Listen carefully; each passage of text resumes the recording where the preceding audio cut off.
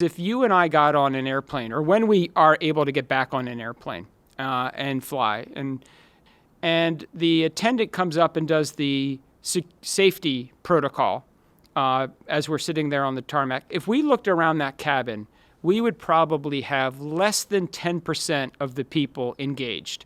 Yet, if we did that same security safety briefing at 30,000 feet in heavy chop, we'd probably have the entire cabin looking and focused on where the exits are.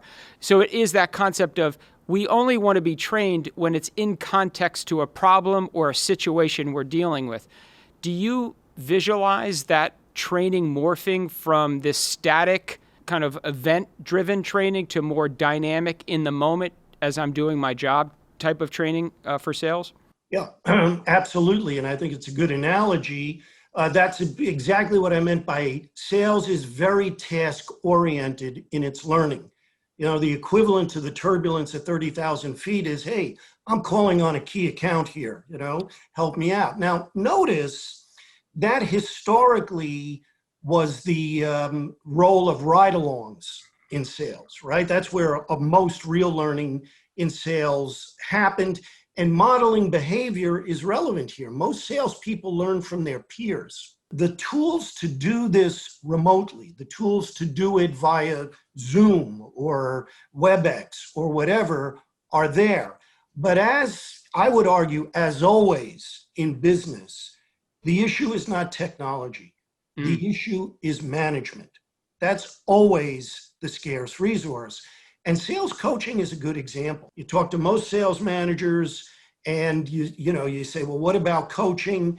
And they tend to be wrong about two things. One is about how effective they are at coaching, because then when you research the people they coach, you get a very, very different evaluation. And this is research that's been conducted multiple times. And the second thing is sales managers in particular significantly overestimate the amount of time they actually spend coaching. Turns out for most of these managers, it rarely breaks 20%. Doing good performance evaluations and coaching is not metaphysics. It's not higher order physics. It is a very trainable skill. I should have done it 5 years before I did it in the business I ran. And I think that's true of many of the organizations that I write case studies about, that I work with, and so forth. About management, not the tech.